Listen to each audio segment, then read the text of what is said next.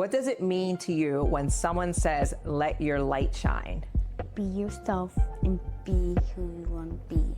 I'm a survivor, I ain't gonna give up, I ain't gonna stop, but keep on surviving. Why would you not let your child do what they love? I think you're getting a little sassy, young lady. You need to stay in a child's place. But they're closer to my age than yours. And what's that have to do with it? I'm the parent and I know what's right. What you know, you're only 10. But that child doesn't seem happy. And then I think it would just go off the rails there. We can't let our own issues get in the way of what our children are into. What does your most confident outfit look like? Y'all can't see her. She's so excited. She's shaking her legs and doing like the villainous hand thing. Why? One word for what you're learning in this season. Patience. Why say it like that though? I'm not learning patience. It's a journey. It's learning, not I haven't learned. Very long journey. What always makes you laugh no matter what? I was going to say Emma, and she's looking at me like, right? Me. Emma or the dogs? Yeah. Here's what's coming to me, that you are the closest to accessing joy. Dogs and little people. Welcome to Living in 3D Power. Discover your truth, discern your path, determine your power. I'm Dr. Amber Sessoms, and together, let's unlock our power, build authentic connections, and foster collective liberation. Welcome back to episode 17 of Living in 3D Power. This week's episode was sparked by something simple but powerful. So in our listener Q&A episode, Jessica from California asked Emma, where does your confidence come from? And without skipping a beat, Emma said, from my heart and my gut. And she also added, and I'd tell anyone, you have a voice too. Let it shine. And that's the line that stopped me in my tracks, because how many of us forgot that our voice was never meant to be small, forgot that we were born with brilliance by brilliance. And it made me think of a question I often ask the leaders when I work with teams. And it's, what part of you do you have to leave at the door before you walk into work? And to also reframe it and think about, what about those that you serve? What do they have to leave at the door before they walk into your organization, your company, your office? But this week, Dr. Raquel Martin on Instagram posed a question that gave me an even bigger reframe. And she asked, what parts of me got me into the room, and how am I honoring them today? And that question, y'all, was a reckoning. And our call to action: identify one place in your life where you've been performing safety. This week, she said, I want you to choose presence over performance. And that's what this episode is about. The moments when children in their unfiltered clarity and wisdom call us back to our own truth, to name our brilliance, to stop shrinking for systems that were never, ever meant to hold us, to stop performing, to be present, to tell the truth with tenderness. And Emma's voice reminded me, and maybe it'll remind you, that letting your light shine isn't naive, it is necessary. So let's get into this episode. It's me, it's me, it's me. It's me, it's me, it's me.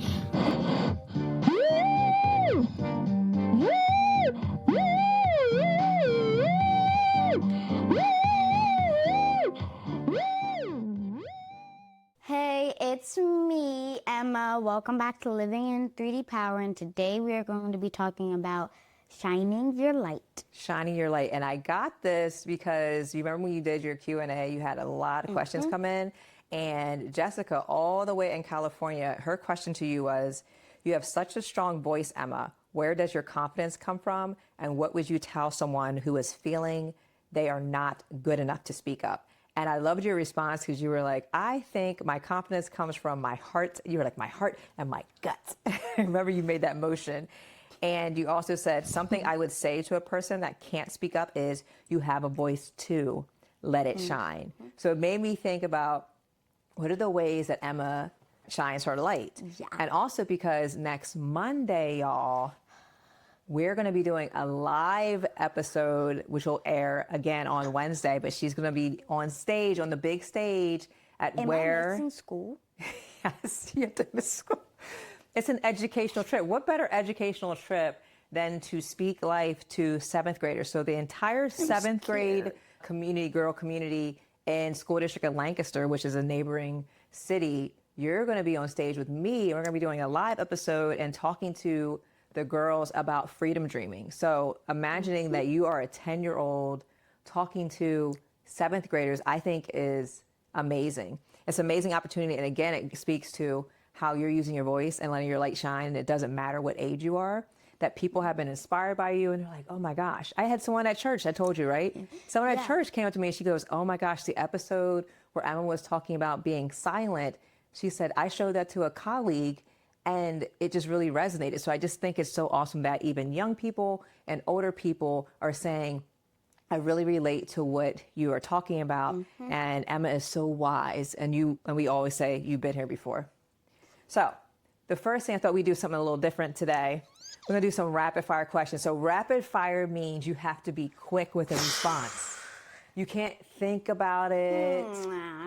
Whatever comes in your head, it's kind of like stream of consciousness. So I don't know, y'all. We'll see how this goes. It could be scary what she says, but whatever is tip of the tongue, whatever is in your head, you kind of like blurt it out. Hopefully I don't have to make any edits. Okay, so I think I only had 7 for you, but rapid fire, I'm going to ask you these questions, and then whatever pops in your head, you're going to say it. Okay, ready? Funniest emoji. The one with the bubbles. The bubbles on the face. On the face. I think that's a new one that the iPhone added. Yeah. Quiet or loud? Loud. Of course. Dream job as of today? Fashion designer. Doesn't surprise me. Confidence feels like? It feels like it's like you're strong and like you have a superhero cape. Ooh, I love that. Speaking up is? Telling the truth. Come on now. Favorite color to wear when you feel bold? White, yellow. Like this yellow or like a yellow? Because you know Like I'm a mustard yellow. highlighter. Oh, highlighter yellow. Like highlighter neon highlighter yellow. Yeah, when like you're feeling any bold. highlighter. So the colors matching the boldness for sure. Neon. Okay. Song that makes you feel powerful. Survivor by Destiny. Now I feel like you have to sing a little bit of that. Aww. Survivor was probably like when I don't know how old I was, maybe early 20s.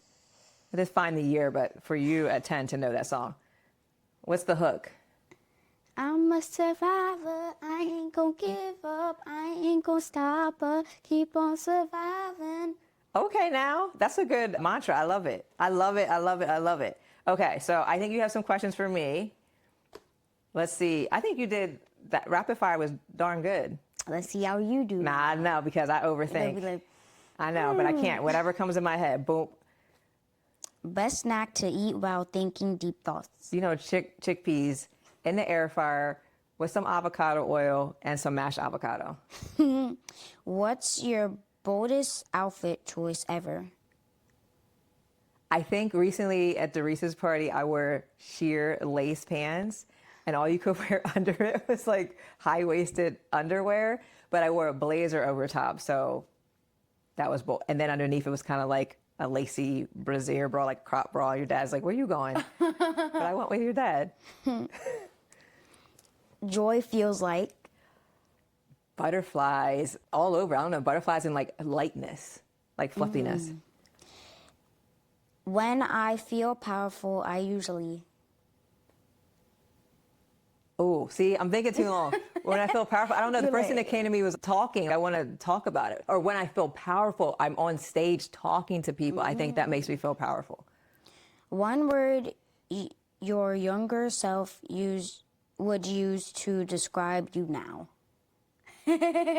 First word that I said was accomplished, but would my younger self use that word? No. Yeah, that's the word that's coming to me right now. Most used color. The color I have on, if y'all aren't Yeah. watching, it's mustard yellow. That is my color. Mustard yellow shoes, mustard yellow shirts, mustard yellow blazers, Half suits. her closet is mustard. That's not yellow. true. But how come you don't like mustard? I don't mind mustard, but it's just like, It's sour. what's the point Tastes of like it? lemon. If it's mixed with something, but not on its own.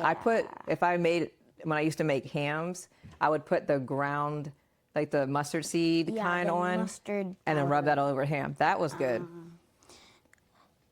If you had a hype song before a big talk, what would it be? You see, last year I did Black School Psych Network, and was the keynote. And they asked me that question, what's your hype song? And I was like, I don't have one. Just let me come out on the stage. And they were like, we can play whatever. And I was like, all I have is gospel. And they were like, oh, I need to get one. So maybe you can suggest a good hype song for me. I think I got one for you. Yeah, I need a hype song. I think that's a good idea to have. What always makes you laugh no matter what? Wait, I was going to say Emma, and she's looking at me like, right? Me. Yeah. Emma or the dogs? Yeah. The dogs can be That's pretty true. funny. They're like, So maybe something about being young. I think like the laughing is also just, here's what's coming to me, like that you are the closest to accessing joy. Mm-hmm. Dogs and little people.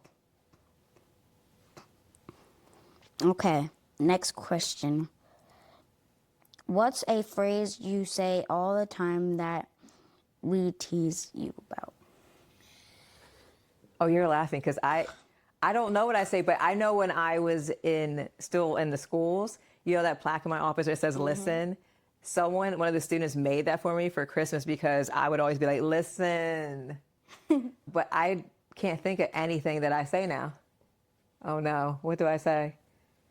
You say like a lot. Like a valley girl? No, not like when you're talking on the phone. Like, that's crazy. Like, Oh, I don't like that. When I was in high school, we had a speech class and they had a bell.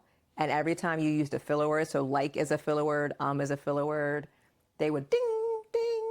So they would condition us to stop saying yeah, like. that's what they did in third grade.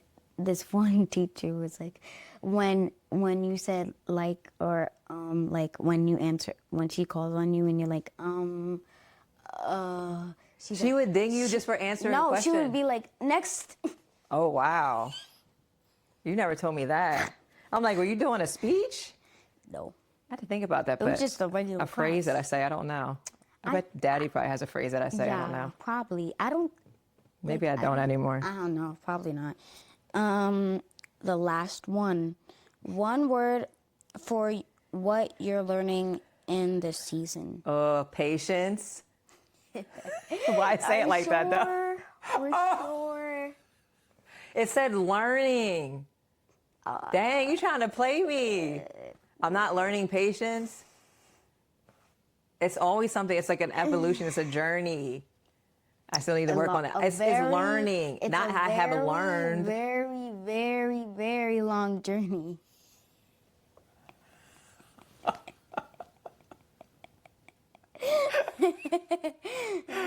Dang. All right. That's why I said learning, not have learned. Yeah, but I can tell like now I'll take deep breaths before I go in because I'm like, oh my gosh. It's hard for me. Like, so you said your teacher is next if you're fiddling or trying to think of it. That wait time can get to me sometimes. All right. So Emma just said that was last year. patience. You need to work. The level of patience you have to have in this house, okay? Building my capacity. I got better. Okay, yes, I agree. Emotional capacity that is being built in this house with patience. Parents, caregivers, human beings. Patience is a virtue. We're working on it. Thanks for that mirror, Emma, that I need to still work on that. Okay, so I have some questions for you. These are not rapid fire, so you can take your time and pontificate and think about it and expand on it.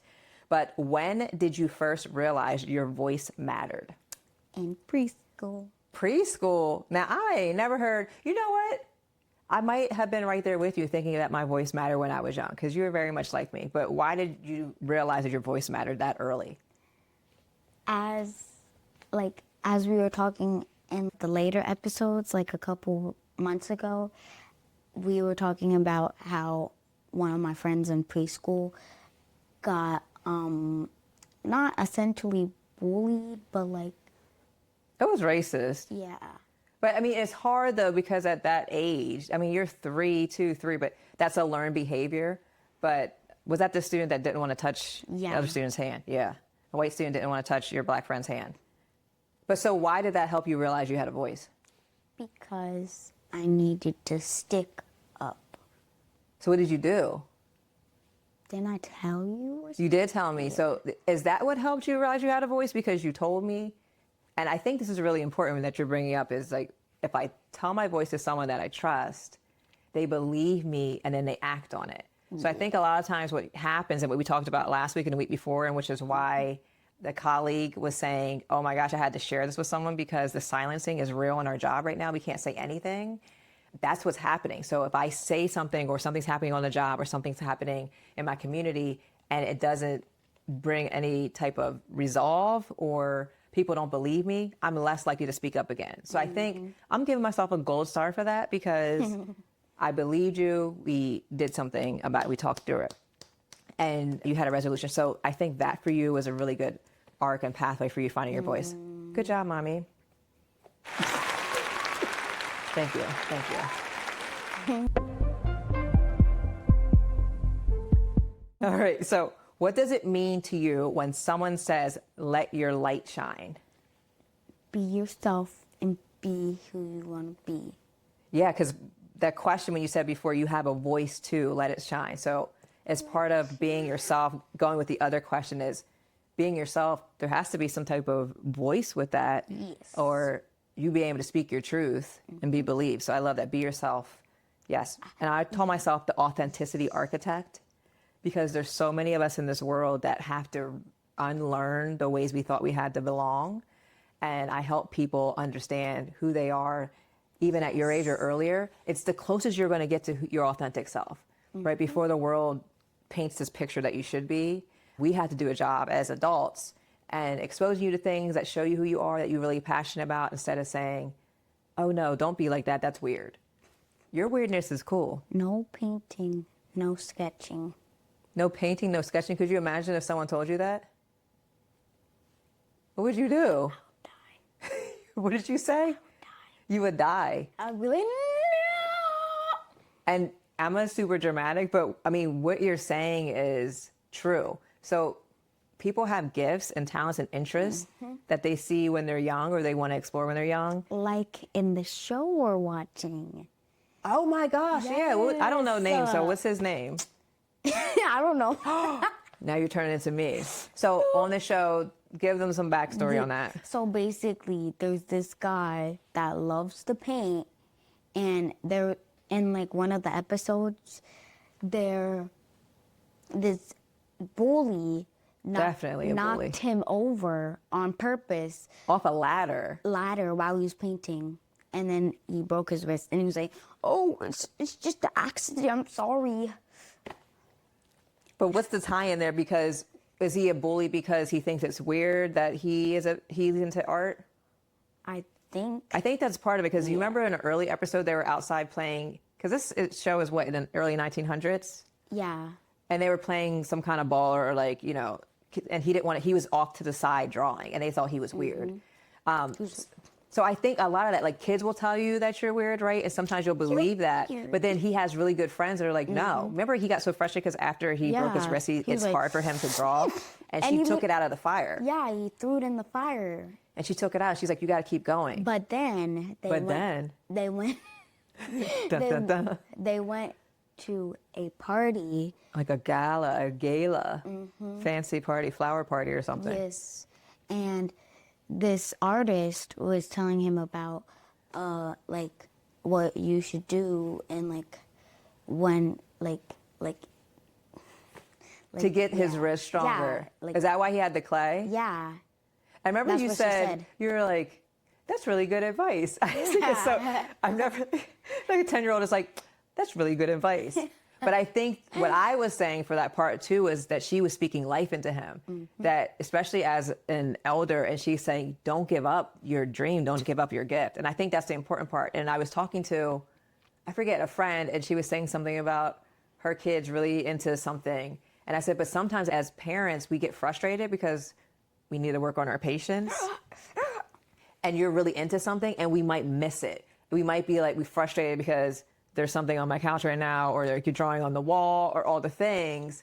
And we were like, oh, we're frustrated by that. And then instead of being curious and leaning in, saying there's something to tap into. I'm not saying it's not her, but there's literally something on the side of my couch.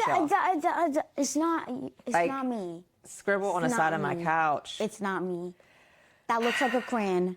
That looks like a crayon, and I don't. Who else in this house? I don't have any black crayons. Anyway, y'all, the point is that we need to be more curious as parents and caregivers or community people and see what our students and our youth are passionate about and help them and expose them to that. So I think that's an awesome concept there. Letting it shine. That's an important part. Let it shine. Oh, I like this question because I could see this for you. And maybe you on the stage next week is going to be a good start to you having your own talk show. So if you had your own talk show, what would you call it? M and me. M and me? Explain that. What's that about? What's the whole, because usually shows have a point, a focus, a vision, a mission, purpose. So you know the friend, like the song in Toy Story? You have a friend in me? Yeah. Yeah. You got a friend in me. And M and me. You have a friend in me. So who would you have on your show, or what would you do on your show? I would have some friends. Friends, that would be important. M and me. And we would talk about the things that have been happening. Oh, I like that. A show with your friends. M and me. You got a friend in me. Is that going to be like then you have to come up with a new theme song? Yeah, it would be like, you got a friend in me. You know what I think would kind of be cool? We would have to obviously get your friends' parents' permission, but maybe one day you can sit down with your friends. You would love that. I could totally see you doing that. But that would definitely require parent permission. But I think that's great. Podcast? Yeah, that'd be kind of cool. We'll see. Have you question, y'all? Because I've asked Emma this a couple of times. Because I got it out because I was gonna tell them that I'm gonna be like gone for like a trip Right. in February. Oh, you know what? Yeah, so that's a big trip. Let us know, y'all. Here's a thought that I had. So our national conference, National Association of School Psychologists, we have our annual convention every February. This coming year, it's in Chicago, which is super close to Pennsylvania. It's like a 90-minute flight. So my thought was, and I wish, because Emma always had the convention, she's off that Friday and Monday. The conference doesn't start until Tuesday. So you would have to miss school. We'd have to see about that. But I had this great idea where Emma and I could present at the conference and do a paper session. Yes. And we could talk about Yes. the podcast and the themes that are emerging from the podcast and how that can help us as school psychologists, because literally our work is with students. And I can't think, I haven't been able to go to a lot of the conferences in the past because the place I worked, it wouldn't allow me to go unless it was super close. They just had all these rules, so I couldn't go. But now that I work for myself, I can go to the conferences. And I do wonder, though, have there ever been any other students? I'm talking Probably about not. young students presenting. Probably not a 10-year-old. You'll be 11 at that point. Yeah. But so I'm thinking of submitting a proposal. Oh yeah, I will be 11. Yeah, you'll be 11 then. But I'm thinking of I'm gonna submitting be a proposal for Emma and I to present a session at our national conference. So let us know what you think. You think that'd be a good idea? Please come. Yeah. So it'd be in Chicago. So Daddy can come, fly you in, and then he can fly you back home as I'm there because I have to be there for the whole week. I think it'd be a great idea. I think it's a great idea. I mean, Maybe we could have a vacation. yeah, and I think if we go early, right? Yeah. I might have, we'll see. We could go on like the days I'm off and then like Look, she didn't already plan this whole thing out. It's going to be cold in Chicago in February. I'm going to bring my... Cold. And you know, Daddy does not like cold. And it's not just cold, it's windy. I've been in Chicago in April, and April wasn't bad, but February, it's going to be brisk. I mean, I have friends that are saying they're not even going to go because it's so cold. Anyway, I think, yeah. So I think that's a great idea. I'm glad you told your friends. It's funny that they were like, no way. They had trouble pronouncing the name. Did they? Yeah, I was like, living in 3D power, and they were like, what? I was like, I wonder if living they've in 3D watched. power. You'll have to send them a link and maybe they can watch an Yeah. episode or two.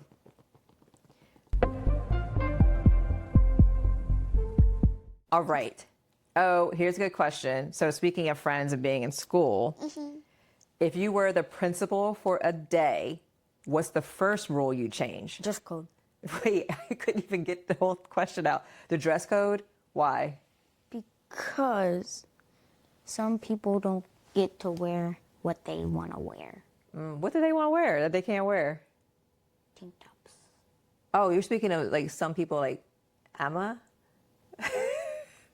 You know what? That is a really interesting rule that you want to change because when I go into districts, that's one of the first things when I talk to students, middle, high school, not so much it hasn't happened in elementary school, but middle and high school students get upset about the dress code. But you know who gets upset the most?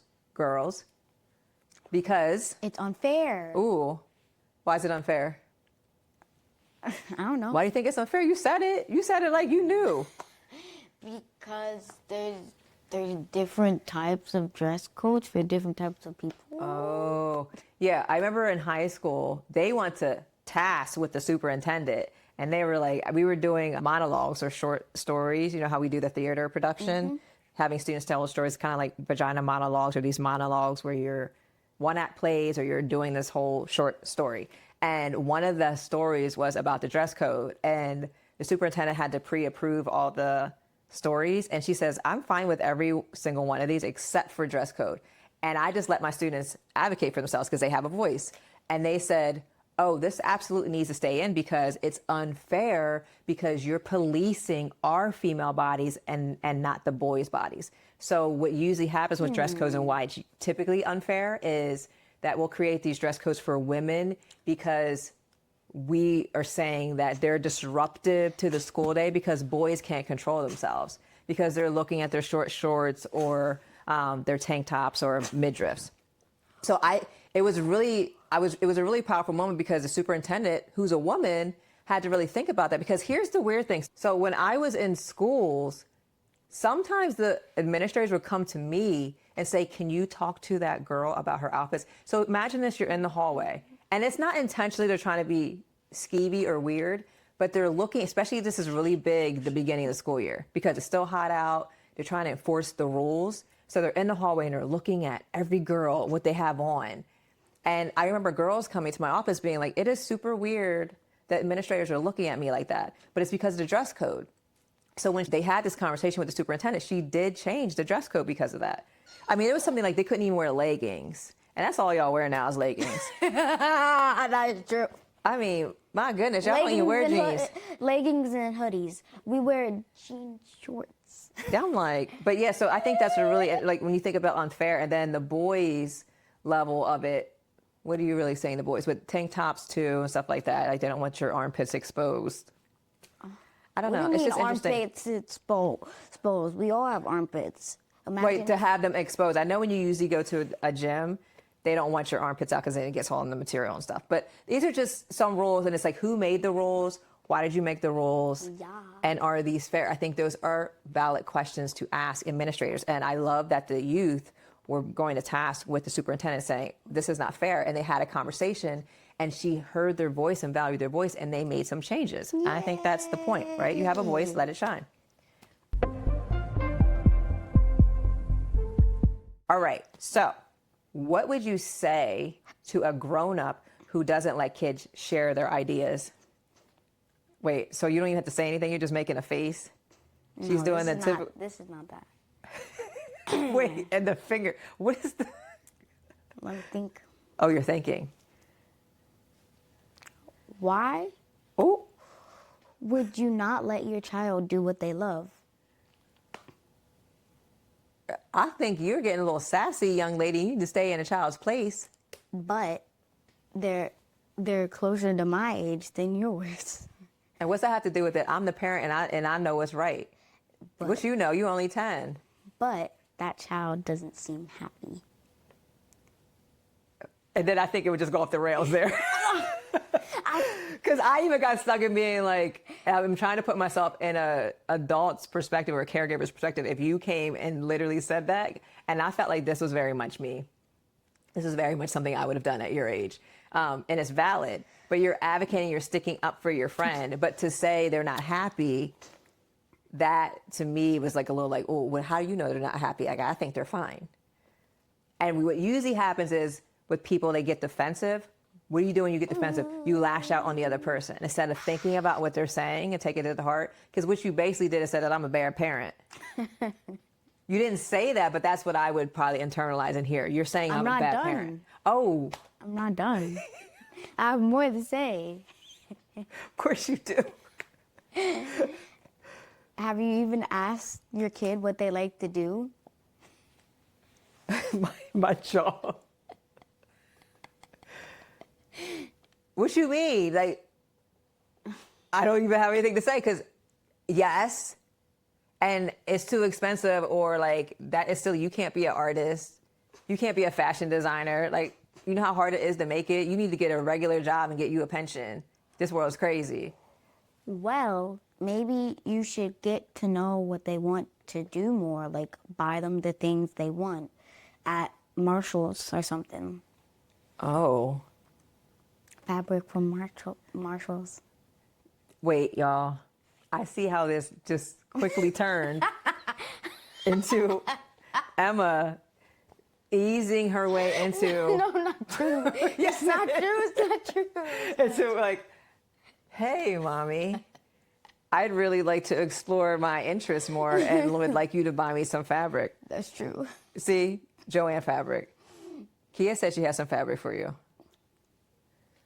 No, I think what you're bringing up, so saying, have you asked your kid, which would require you to have a conversation. Would you listen? Jinx. See, listen, that's see. But no, I think that's really valid because I think a lot of times as adults, one thing I think, and I know that Daddy experienced this because Daddy's an artist. Y'all definitely get that from him, a little bit from me. But when Maya really started taking interest in art, at first he really wanted to say, don't do it because it's such a hard industry. But he didn't say that to her. He thought that, but he had to work through that himself. But saying that could totally deter you, right? Mm-hmm. If your dad's saying, don't do that, and they are literally an artist. Did Daddy say that with me? No. He's worked through, like, Maya was the first one, so he sees that. But it's something like if you have done it, sometimes we want our children to follow in our footsteps, but then when we see the industry that we're in and we think it's going to be so great, and then we get in and you're like, oh, this is kind of hard, we can start deterring their interest. But I think it's more about exploring, and it doesn't have to look exactly like our parents, right? So no one in this house wants to be a school psychologist, but whatever. If you came and said you want to be a school psychologist, I would have to... You'd be like, we got to sit down. We need to talk about it. But there's so much training that goes into school psychology, and there's so many things you can do with it. She just said, I would never be a school psychologist. You a whole little psychologist. Someone just said on LinkedIn the other week, Emma for Therapist of the Year, or Psychologist of the Year, I think they said. But yeah, I think that's the thing. Like, we can't let our own issues get in the way of what our children are into. But now when Maya makes our daddy runs upstairs. Well, yeah, I called him. I remember what she drew the other day, and I was like, you have to come see this, because Maya doesn't let us see her artwork. Mm-hmm. Yeah, she hides. But it's so, like, and that was just with colored pencil. Yeah. So good. So good. I'm ready for the art show. Ready for that art show to see what she actually made and what you made. So you know how you get these kiwi boxes in the mail? So for y'all, I'll put the link in the bio, but they're STEM or STEAM boxes. STEAM is with the art in it. So there's art. Yeah, there's some art. So Emma gets ones now at the age she's at. It's more electronics and hard. yeah. I can't do it anymore. But that's the challenge. But they come every month. But people can get these boxes in the mail. So I'm thinking, because you're talking about Let It Shine, if you had your own line of at-home delivered boxes for kids, what would you put in a Let It Shine starter pack? So first, it would have a pamphlet, Okay. and it would have like all the things in it. They would have crystals. Oh, of course, crystals. This child loves some crystals. So for like different feelings, because some crystals have like different feelings, like rose quartz, it's like Love. yes, love. So like they would be like each one for like each different crystal, like a huge one, Oh, a huge one. Okay. like this big probably. Sounds kind of expensive. Maybe this big. So a crystal's in there with the pamphlet and explaining it. We would have some cards of affirmation, Come on, affirmation cards. and we would have a toy. What kind of toy? Would it be different every Stress month? toy Ooh, so this is more like a that you can make. stress toy. So oh, I like that. Because in your room last week, I'm like, you took the stuffing, I think because Hero was eating one of his toys and he was ripping the stuffing out. His job is to either find food all day or to find the squeaker in the toy and rip it out. Yeah. So there's stuffing everywhere. You took that stuffing and made it into a stress toy. Was that the stuffing you used? No, Oh, was it? there was some. Yeah. Her name is Miss Relaxing. Was it like Miss Chill or Miss Relaxing, something like that? Yeah, something like that. So Emma made a Miss stress toy. Calm, Miss Calm. I was talking to my friend Maris because her younger daughter likes glue, tape, all the things. And I said, what is it with kids and tape? Emma used paper, stuffing, and tape to make, And markers. and markers, because she drew a little face on it, to make herself a fidget or stress. Yeah, there's different parts. Like the body is like I like thing, that. and then like the arms you can like feel because there's just paper, and then like she got a little afro. So Okay, you can afro. You can feel it. No, I like that. So I like the box idea with having a stress toy that you can make. Wait, maybe I could add that in it. What? Like Miss Stress in it, but without the paper. Oh, you can make it into like maybe an Like actual fabric doll, and it can stitch up the rest of it. I like that. No, I think that's a great Wait, what idea. if it could have like a zipper so you could like take it out or something. Why you want to take out the stuffing? No, like at the top so you could fluff her hair. Oh, okay. Listen, I think you can make that. I think that's a really great idea. That you're looking at stones, and a lot of people use crystals. So Daddy and I went for a massage. He took me for this awesome massage at the Four Seasons in Philadelphia. And they said they have 700 pounds of crystals in the walls. And they had some, I don't know what the person was called, like a crystallologist come and talk about all the stones. So when we went into the room, we got a couples massage, and they had us look at all the different gems they had and stones. And then this is usually what people say, like, pick the one that's calling to you. So each of us picked the stone, and it resonated. What was it? I can't remember if mine is called, I want to say it's called, it's not oxblood, it's something bloodstone. Oh. And then I forget what Daddy picked, but I picked blood, and it was really, Topaz? I don't remember. I think Was it maybe. blue? Was it light blue? No, I think it's Was actually it what like- might have been jade. Ah, jade. Green jade, I think. I'm gonna teach you what those mean. I have them in my book. But that I here's the got. thing about stones. So even when we on vacation, I see people wearing stones all the time, but it's something really about being connected to the planet, right? So you're finding something that it's an ancient stone, and there's something grounding about that. So I think you're talking about a stones. giant geode.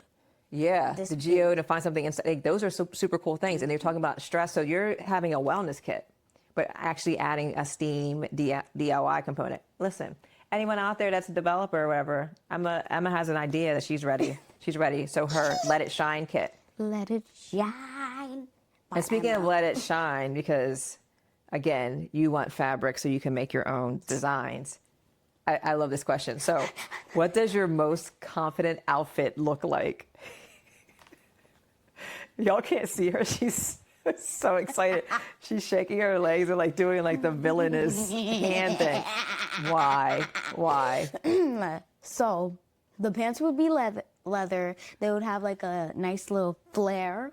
Oh, a flare. And the shoes would be like boots with spikes, like Converse. Spikes? Yeah, there's like spikes at the top. Oh, got you. And they would be, drum roll please, pink. Pink spikes, or the shoes are pink? The shoes would be light pink. Light pink, so blush. And the spikes? And the pants would be black. Black. Okay, what about the top? The top, it would be a nice butterfly top from the early 2000s. So wait, not butterflies on it, but I can't remember what a butterfly top is. Like it's like a huge butterfly with like, it's a tank top, like with a huge butterfly. Oh, got you. And then it would be a nice jean jacket that matches the pants. So what And then- matches the leather and then- pants? A jean jacket with leather attached to it, or what? Yeah, with leather. Oh, okay. Oh, wait, I need to do the hair. Oh, I said outfit, and you're like, the hair is also part of that. It's a part of everything. Oh, excuse me. Part of everything. That's the thing that makes the outfit. See, I always say shoes make or break the outfit. Listen, that's true. You ever see someone that has like a really awesome outfit on, and you get down to your shoes, and you're like, man. The one thing that scares me in fashion is that those leggings that match your skin. I've not seen those. What are you wearing on top of it? It just looks like you walk around with no pants on? Yes, it just looks like you're butt naked. Are people wearing those at school? No. They probably put that in the dress code. They probably said y'all can't wear that. Out in public, they're just like, where are you going without me that you see that? one time I saw it before. I was like 8 and I saw someone with it when we went to Target. I was like, Oh my gosh. So what's the hair? Since you believe hair makes it. Okay, excuse me. It would be 2 space buns, but Space buns? yeah, with hearts. What are space buns? Like them big old Mickey Mouse type things? Yes, but they would be butterflies. Did you make that term up, space buns? No, it's a real thing. I never heard of that. But you would shape the buns into hearts? You probably had to use like pipe cleaners or something to do Yeah. that. That's cute. I can see that. That sounds like something you could probably make on Sims or like, No. oh, if you We could, you need would. CC, A what? custom content. See, Any of our Sims players out there, you would understand. You would understand. this is where I feel old because I'm like, what are you talking about? You don't know the Space slang. buns and CC. Susu What's Susu? means hello in Sims. Yo, I don't play video games, but it's funny that you say that because I was looking at my friends on Instagram. She had a story, and it was, we get on our kids from this generation about playing video games all the time because, you know, I'm like, I'm about to take that PS5 You're like- because y'all be fighting on the PS5. It's annoying to me. And she said, not getting on our kids about it, but she's like, but we are in 1987. We're sitting there spending 3 days trying to figure out how to do Super Mario jump to the next the next brick. And I was laughing because I'm like, that's true. Trying to strategize, like figure out how we could just keep doing it. We would die and do it over and over again. But we're sitting here talking about y'all on these games all day. That's my Atari, Super Nintendo. It was Nintendo, then Super Nintendo. What else? I never had PlayStation. I never had PlayStation. I didn't have Atari either, but I would go to my friend's house to play Atari. But I got the Nintendo and then the Super Nintendo and then, and I just had my reunion and my friend Emmanuel, the only other black person, was like, in our class, he's like, you had a Game Boy, Amber. That was like the coolest thing. I had the Game Boy and everyone was like, and it was like black and white. It was this thick. All right, I sound old. You're not. I mean, if you think about it, You look. this is pre-internet, okay? This is pre-cell phones. So I sound pretty old. Anyway. So let's finish up here. Okay, what's the song that makes you want to dance like nobody's watching?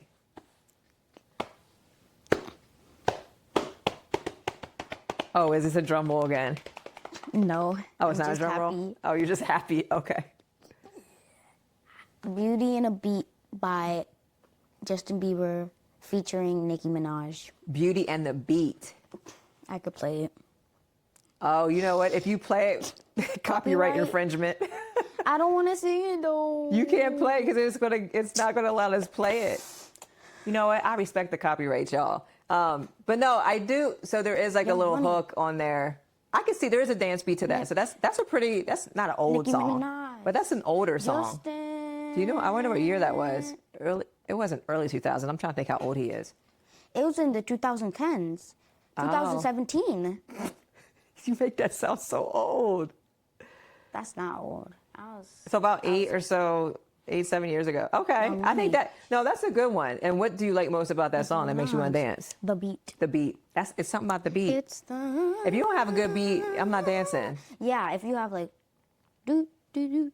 There has to be some bass. Yeah. That bottom. You need that. No, that's good. Okay. I'll put that in show notes too, y'all. Y'all might want to dance to that. Nicki Minaj. Justin. All right, so last thing as we close out for today is finish this sentence. My voice is important because... people need to listen to it.